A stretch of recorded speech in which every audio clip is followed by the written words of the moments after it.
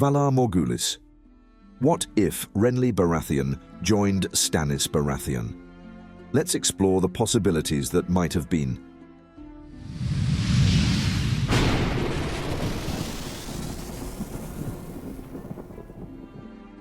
The sun dipped beneath the western horizon, painting Dragonstone's basalt walls with the glow of a dying forge fire. Within those ancient walls, built by the Targaryens of old, lurked a tension heavier than the basalt towers themselves. King Robert Baratheon was dead, and the realm shuddered under the weight of uncertain heirs. Renly Baratheon arrived at Dragonstone near twilight. His once dazzling green and gold cloak hung limp, embroidered stags dulled by salt and travel stains.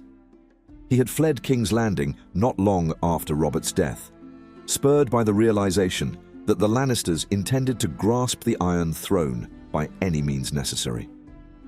The memory of his older brother Robert, blustering, laughing, living, haunted every torchlit corridor. So it was that Renly found himself before Stannis Baratheon, Lord of Dragonstone, and now claimant to their elder brother's crown.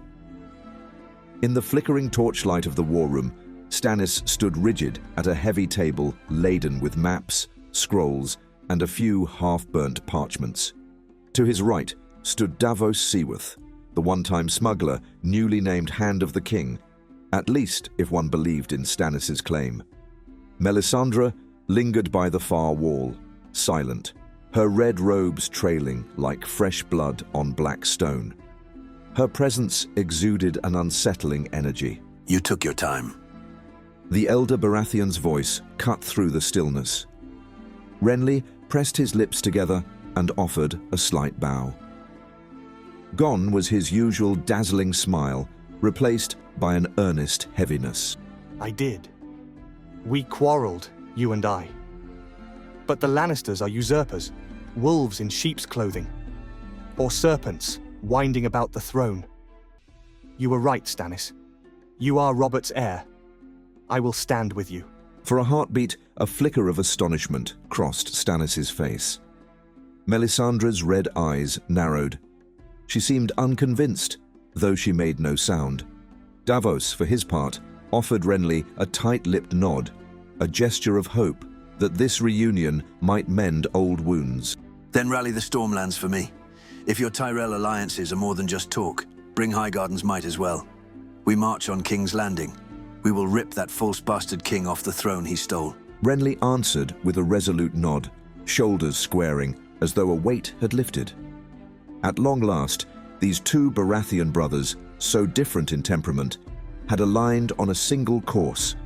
The following weeks brought an astonishing wave of mustering. Dragonstone's small garrison was joined by knights from the Stormlands who yet held to the memory of House Baratheon's rightful claim.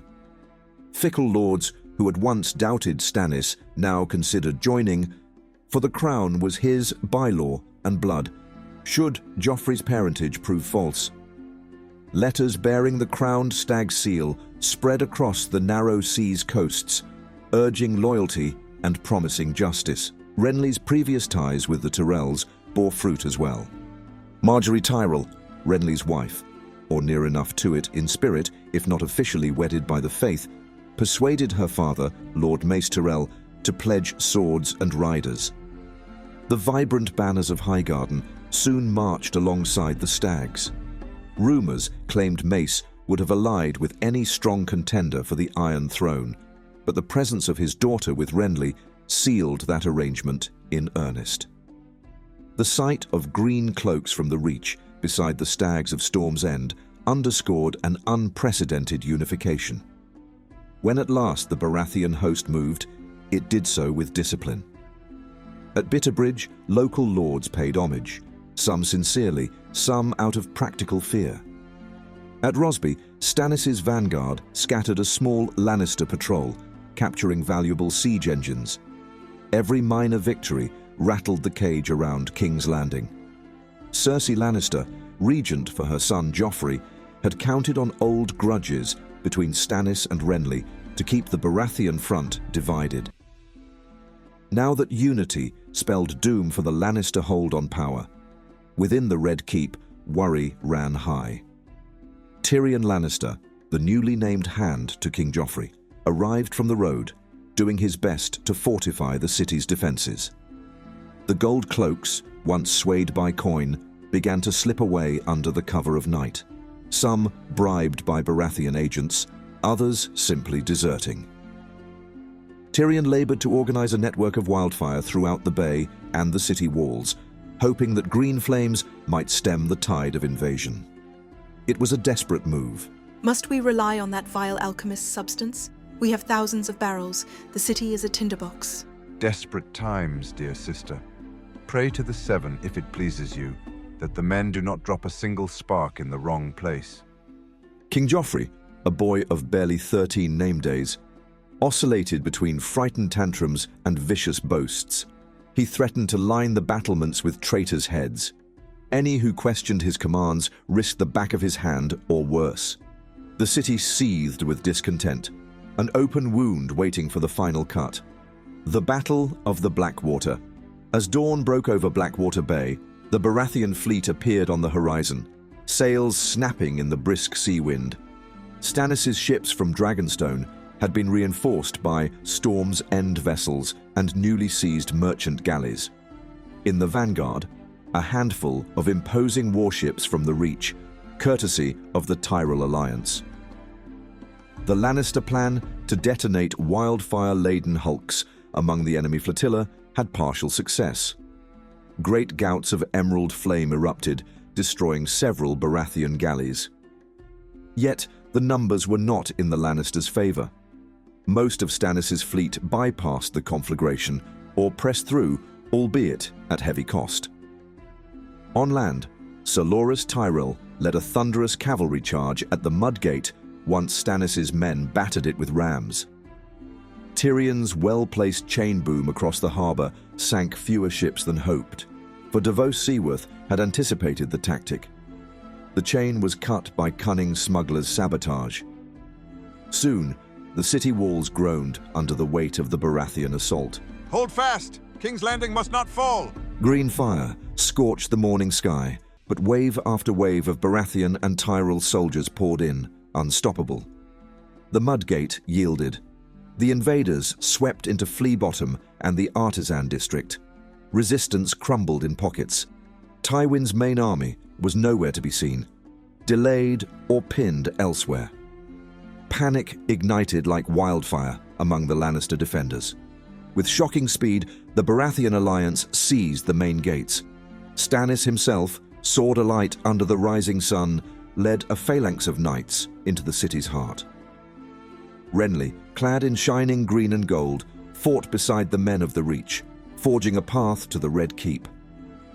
By midday, smoke and screams filled the capital. Inside the Red Keep, despair reigned. Cersei Lannister, half maddened by fear, sealed herself with Tommen in a hidden chamber. There, in a final moment of twisted maternal devotion, she took poison, sharing it with her youngest son so neither would face the Baratheons' justice. Joffrey Baratheon, left to quiver in the throne room, lost all his bravado at the sight of the onrushing victors. Stannis Baratheon, flanked by grim-faced guards, found Joffrey cowering behind the Iron Throne's jagged metal. The Boy King's pleas rang hollow. You wear a crown that is not yours.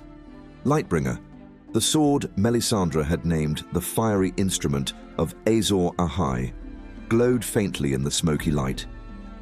Without ceremony, Stannis beheaded Joffrey before a stunned crowd. Smoke from the lower city curled through shattered windows, an ominous witness to the end of one rule. Elsewhere, Tyrion Lannister lay bleeding in a courtyard, having been struck by rubble when a trebuchet collapsed. Davos, with typical practicality, ordered him taken prisoner rather than slain outright, as the realm could still use his cunning mind. A measure of mercy, perhaps, or a card to play in future negotiations. That very afternoon, Tywin Lannister arrived at the city's outskirts with a large, albeit haggard force. He was too late. Finding the gates barred and the defenders replaced by Tyrell bannermen, Tywin attempted one last desperate assault. Outnumbered, his lines fragmented. He fell on the field, transfixed by multiple spears. So ended the great lord of Casterly Rock. Within the smoke-scarred ruins of King's Landing, Stannis Baratheon claimed his seat upon the Iron Throne. The ceremony in the Great Sept of Baelor was a solemn affair. No fanfare of joyous crowds, only the hush of onlookers weighed down by war's devastation. Lords bent the knee, some from fear, others from genuine recognition of his claim. Melisandre watched from a distance, flames dancing in her eyes as if anticipating further trials for her chosen king. Yet amidst this grim coronation, something unprecedented occurred. Renly Baratheon stood beside his older brother, not as a rival king, but as a lord who had recognized Stannis' right. The once bitter feud between them had found a surprising truce. Together, they were the living embodiment of House Baratheon's motto, "Ours is the fury." Still, war's shadows lingered. Robb Stark, the king in the north, held half the realm beyond the neck, refusing to bend. In the east, whispers of Daenerys Targaryen and her 3 newly hatched dragons unsettled talk in the taverns of the city. Even the Iron Islands stirred restlessly. Peace in Westeros was never more than a fragile, fleeting notion. Before we continue this story, I'd like to ask for your support. If you're enjoying this alternate scenario, please like this video and subscribe to our channel. Let's aim for 700 likes on this video and help us reach our next milestone of 2,000 subscribers so we can keep diving into more Game of Thrones what-if tales. Now, let's return to the Baratheons' next challenge. Time moved swiftly after King's Landing fell. Stannis, newly enthroned, dispatched envoys throughout the realm. Many houses bent the knee, others wavered. Robb Stark, still proclaiming himself king in the north, clung to his cause following the brutal demise of his father, Eddard Stark, at Lannister hands. The young wolf held the north and the Riverlands in a determined grip. At first, Stannis intended a campaign to break the North's rebellion. Yet Davos Seaworth urged caution, and Renly agreed. The realm was war-weary. House Baratheon had bled to take the throne. Another protracted conflict could shatter the fragile peace. Meanwhile, the Tyrells, now firmly allied with Stannis, whispered that opening another front would cost more than the crown could afford. I knew Robb's father well enough to say that House Stark's sense of justice is iron. Offer them reason, offer them recompense for Ned's murder. Let the North remain distinctive. They seek only their rights. A war on 2 fronts invites chaos. The Lannisters are defeated, but our hold on the west is tenuous. We cannot ignore the unrest to the east, nor the threat of the Ironborn, and rumors of dragons persist. Mouth set in a hard line, Stannis listened. The memory of Eddard Stark, Robert's dear friend, gnawed at him. Reluctantly, he sent a proposal to Robb Stark. The king in the north would retain his title, controlling the north and the Riverlands so long as he offered fealty in times of realm-wide conflict. In essence, an alliance of 2 kings, uneasy but workable. Robb Stark, faced with the immeasurable cost of continuing a war, accepted. For the murder of Ned Stark, justice was partially served by the downfall of the Lannisters, though not all the culprits had faced the sword. This pact with Stannis offered stability for winter's harsh approach, and so the North's banners withdrew from direct confrontation, forging a fraught but pragmatic peace. Tyrion Lannister, convalescing from his wounds, found himself a prisoner in the Red Keep. With Lord Tywin dead and the Lannister forces scattered, the once mighty House Lannister teetered on the edge of ruin. But Stannis, ever one to value a skilled mind, saw an advantage in not snuffing out the imp. His mind is sharp, Your Grace. Tyrion might secure the west under your banner, We must ensure no fresh rebellion rises from the rock. Reluctantly, Stannis named Tyrion Lannister the new Warden of the West, contingent on fealty and the release of Jaime Lannister, who had been captured by Robb Stark. This arrangement set uneasy hearts at rest. If Tyrion defied Stannis, Jaime's life would be forfeit, and the House Lannister name might yet salvage a measure of dignity for the innocent small folk of the Westerlands. For a man who lost everything, I now wear a title I never dreamed of. My thanks, King Stannis, though thanks is a small word when my brother's life balances on your whim. Serve me loyally and we need never test that whim. Across the narrow sea, the young Daenerys Targaryen nursed her fledgling dragons amid the scorching sands of Essos. Unbeknownst to most in Westeros, her influence grew. Whispers reached King's Landing of her gathering unsullied, of alliances with wary city-states, and of Dothraki riders forging a new Khalasar under her banner. The threat felt distant to many Westerosi lords, more legend than reality. Yet Melisandre insisted the danger was real. By her fires, she spoke of a prophecy, a clash of dragons and darkness that would test the living. She whispered that the flames showed Daenerys' face, and something else, a creeping shadow of ice from the far north. Her fire must be extinguished, lest the realm burn. But do not forget the other darkness. The old powers stir beyond the wall. I have never been one for portents, my lady. Dragons are fearsome, but how real is this threat truly? She is across the sea. Melisandre merely smiled, as though pitying Renly's doubt. As the uneasy peace settled over the Seven Kingdoms, an unspoken plan took shape within the Red Keep's corridors, allegedly with Stannis' grudging approval, the hiring of the Faceless Men to assassinate Daenerys Targaryen before her dragons could grow to devastating size. The gold to pay for such a mission came in part from the Tyrell coffers, and in part from seized Lannister treasures. In Meereen, Daenerys was forging alliances among freed slaves and Dothraki, who had bent the knee to her. One night, a man wearing the face of Daario Naharis approached her with gifts and sweet words, only to plunge a poison-coated blade into her breast. The real Daario's corpse was found in an antechamber, throat slit, his face peeled away.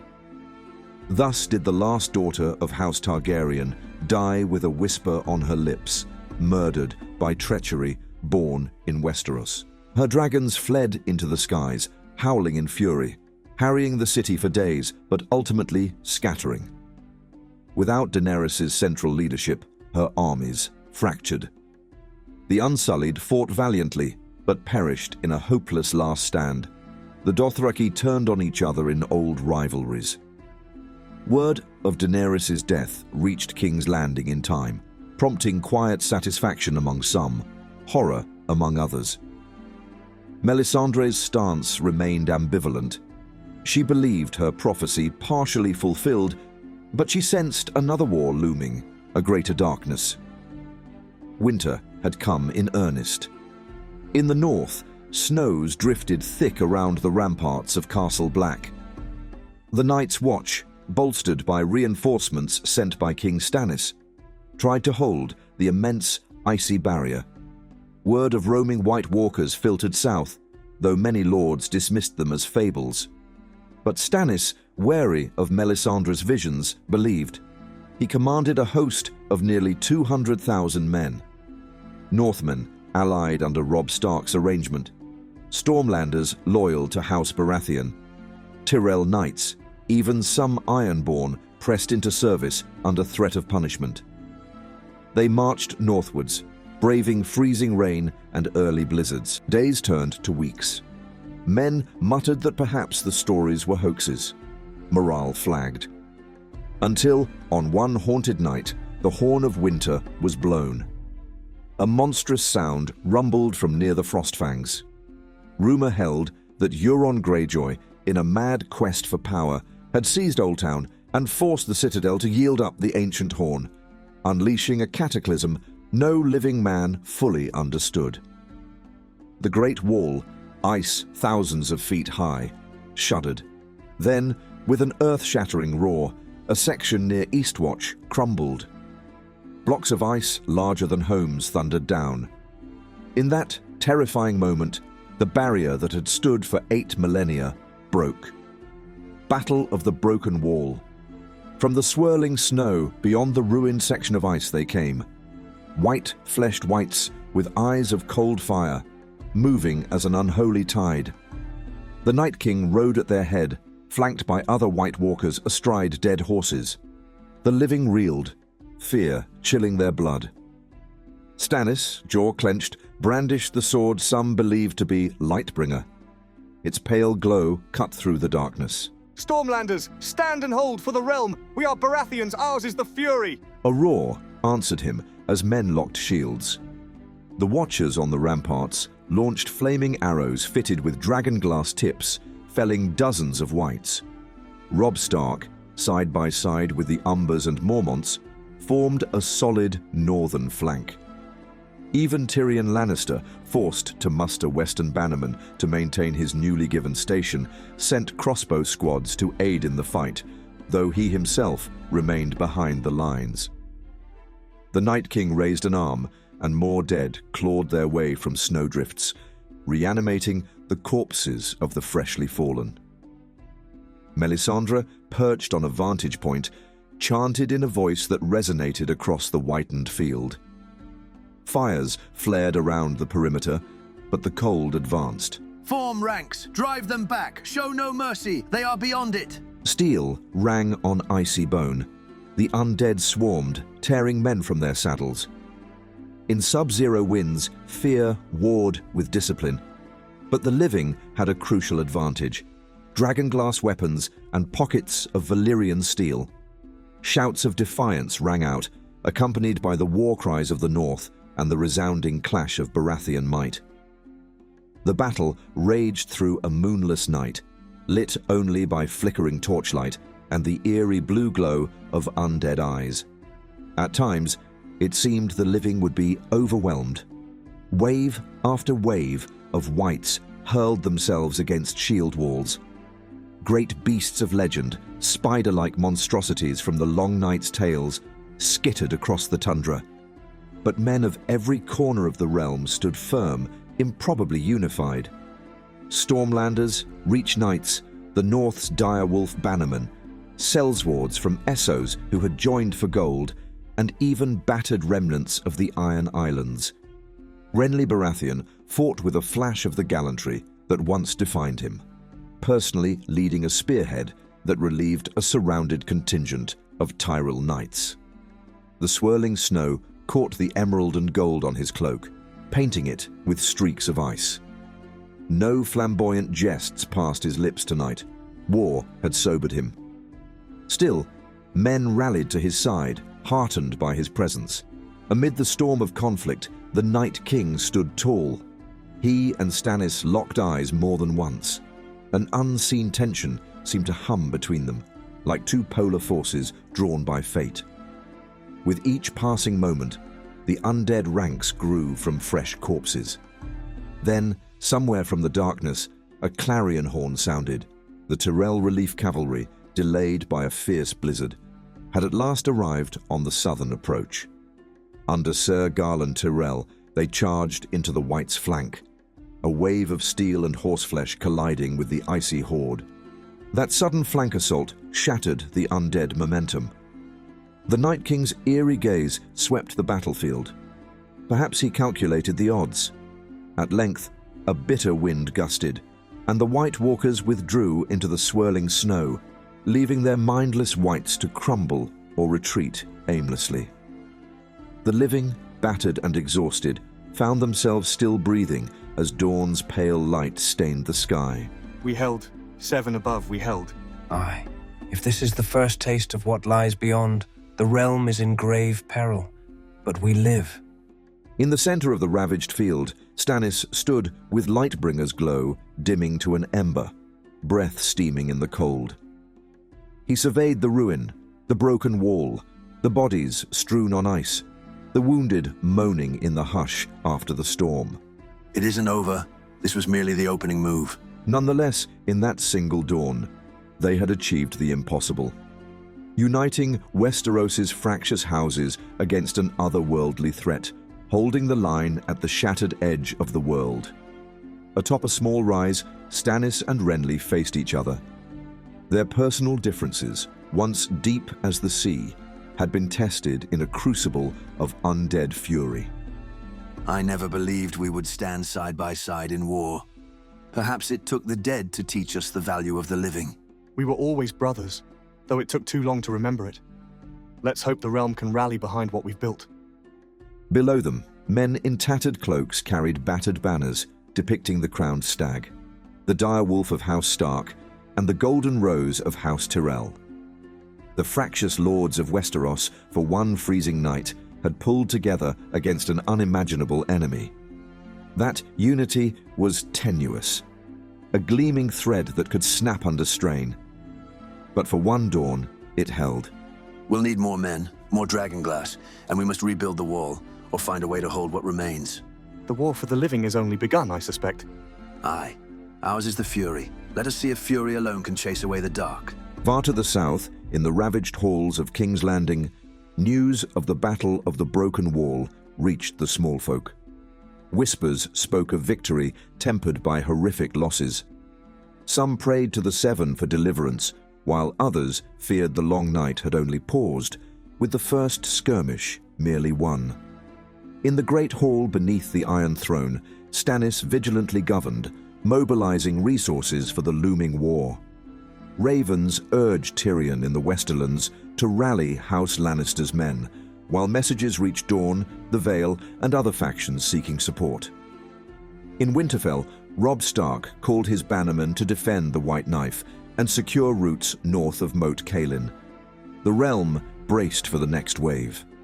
Meanwhile, House Baratheon stood strong, two brothers united by war, forging a kingdom under the crowned stag. Their victories in King's Landing and at the Wall inspired a weary realm, reviving the Baratheon name through Stannis' resolve and Renly's valor. If you've enjoyed this story, please don't forget to hit the like button and subscribe. Until next time, may the Seven and the Old Gods watch over you. Ours is the fury. Valar Morghulis.